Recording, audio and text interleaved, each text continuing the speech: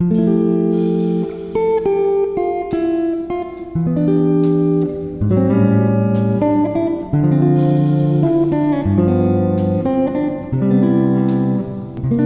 amados de Deus, vamos para mais um estudo da Escola Bíblica Dominical, através da revista da CPAD. Dessa vez é a lição 10, de 5 de dezembro de 2021. O título da lição é Paulo e seu amor pela igreja. Texto áureo, porque o amor de Cristo nos constrange. Está em 2 Coríntios 5, 14, parte A.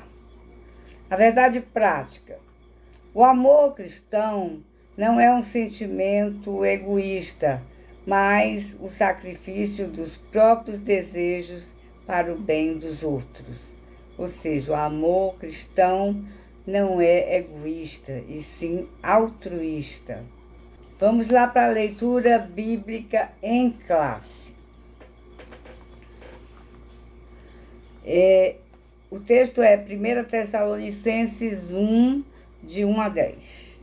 Paulo e Silvano e Timóteo, a igreja dos Tessalonicenses, em Deus o Pai e no Senhor Jesus Cristo, graça e paz tenhais de Deus nosso Pai e do Senhor Jesus Cristo. Sempre damos graças a Deus por vós todos, fazendo menção de vós em nossas orações, lembrando-nos sem cessar da obra da vossa fé, do trabalho, do amor e da paciência, da esperança em nosso Senhor Jesus Cristo, diante de nosso Deus e Pai. Sabendo, amados irmãos, que a vossa eleição é de Deus. Porque o nosso evangelho não foi a vós somente em palavras, mas também em poder e no Espírito Santo, e em muita certeza, como bem sabeis, quais fomos entre vós por amor de vós. E vós fostes feitos nossos imitadores e do Senhor, recebendo a palavra em muita tribulação, com gozo do Espírito Santo, de maneira que fostes exemplo para todos os fiéis da Macedônia e da Acaia. Porque por vós soou a palavra do Senhor, não somente na Macedônia e Acaia, mas também em todos os lugares a vossa fé para com Deus se espalhou. De tal maneira que já dela não temos necessidade de falar coisa alguma. Porque eles mesmos anunciam de nós qual a entrada que tivemos para convosco e como dos ídolos vos converteste a Deus, para servir ao Deus vivo e verdadeiro. E esperar dos céus a seu Filho, a quem ressuscitou dos mortos, a saber, Jesus, que nos livra da ira futura. Comentário. Vamos lá à introdução. O que é a igreja? Igreja vem da palavra grega eclesia, que é uma junção de outras duas palavras gregas. Eke, que quer dizer para fora, e klesis, que quer dizer chamado. Então, em resumo, como ela foi usada 115 vezes no Novo Testamento, e dessas 115, 110 como igreja do Senhor Jesus Cristo, essa palavra igreja também era usada pelos gregos quando se reuniam para debater sobre determinado assunto, né? Eram separados para isso. Então, podemos concluir então que a igreja do Senhor Jesus Cristo, a eclésia do Senhor Jesus Cristo, é uma reunião de todos os crentes do mundo que foram separados por Deus, convocados para servirem ao Senhor, para fazerem parte do corpo de Cristo. Pelo menos duas características marcaram a igreja de Tessalônica, né? Seu amor ao Senhor Jesus e o amor recíproco entre os irmãos. À luz do exemplo dessa igreja, do sentimento do apóstolo Paulo por ela, o nosso propósito é mostrar que, como seguidores de Jesus e membros de uma igreja local, devemos amá-la e expressar esse amor na comunhão dos santos. Então, nós como igreja devemos amar a Jesus e amar os irmãos.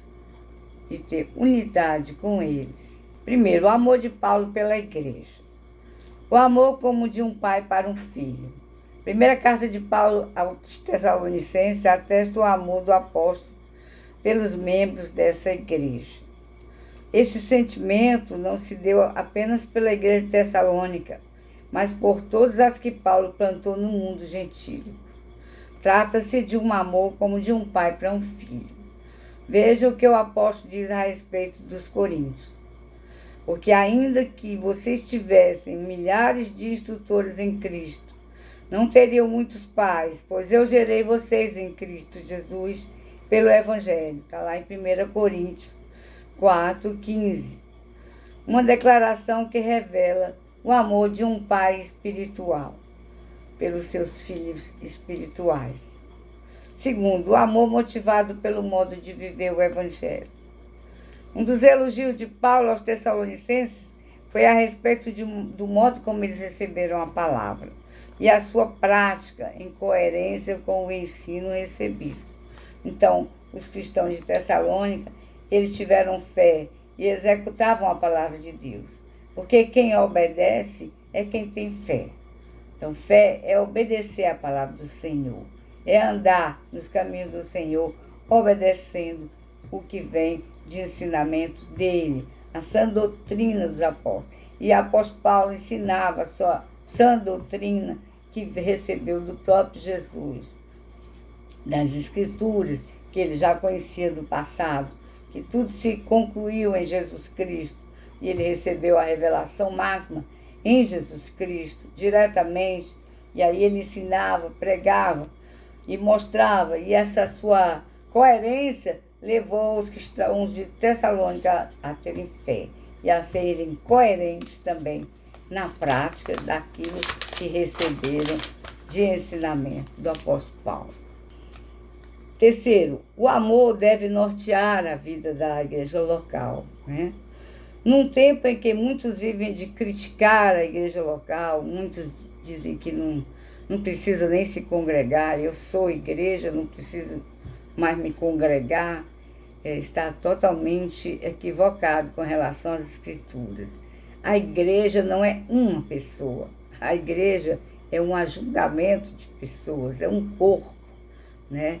E nós precisamos estar inseridos nele, no corpo de Cristo, para dizer que somos cristãos verdadeiramente. Então, o amor deve nortear a vida da igreja local. Todos temos que ter uma congregação local, onde a gente exerça a nossa função, o nosso amor.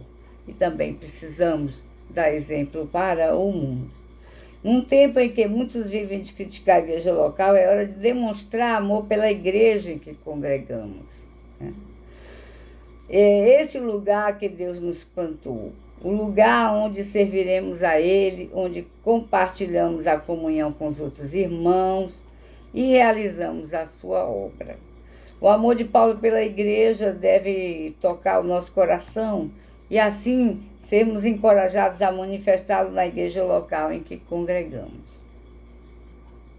Segundo, amor e fé na igreja. Amor, uma palavra proeminente nas cartas de Paulo.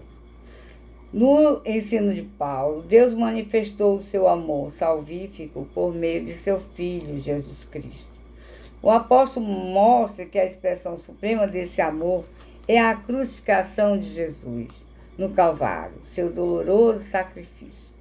Ele confirma isso ao escrever aos Romanos: mas Deus prova o seu amor para conosco, em que Cristo morreu por nós, sendo nós ainda pecadores. Está lá em Romanos 5:8. Entretanto, é preciso que o ser humano responda a esse amor. Responda e corresponda, a este amor, cuja reciprocidade se dá nos seguintes termos: que Deus amou o mundo de tal maneira que deu seu Filho unigênito, para que todo aquele que nele crê não pereça, mas tenha a vida eterna. É preciso crer para responder a esse amor.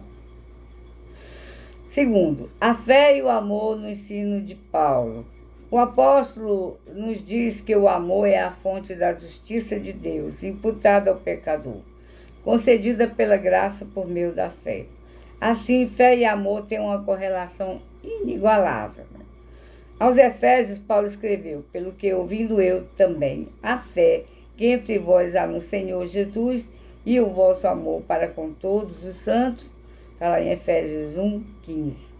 Em 2 Tessalonicenses, ele arremata: sempre devemos, irmãos, dar graças a Deus por vós, como é de razão, porque a vossa fé cresce muitíssimo. E o amor de cada um de vós aumenta uns para com os outros.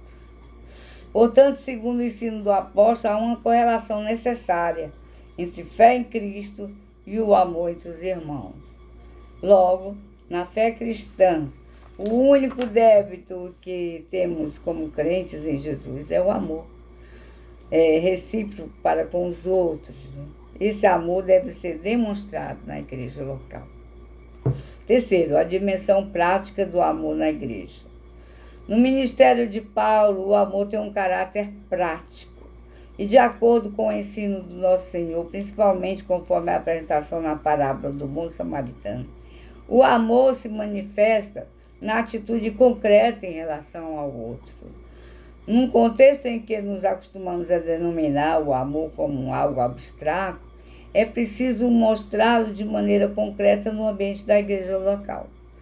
Pastorear com fidelidade os crentes, suprir a necessidade de quem precisa, visitar os irmãos em suas enfermidades, orar uns pelos outros, e tudo quanto se apresentar como oportunidade de amar. Nós temos que praticar esse amor dia a dia, nas pequenas coisas, nas pequenas expressões de um telefonema, de uma mensagem que se manda para um irmão que está passando dificuldade, está passando necessidade, ou está passando aflição com relação à enfermidade, com relação a luto.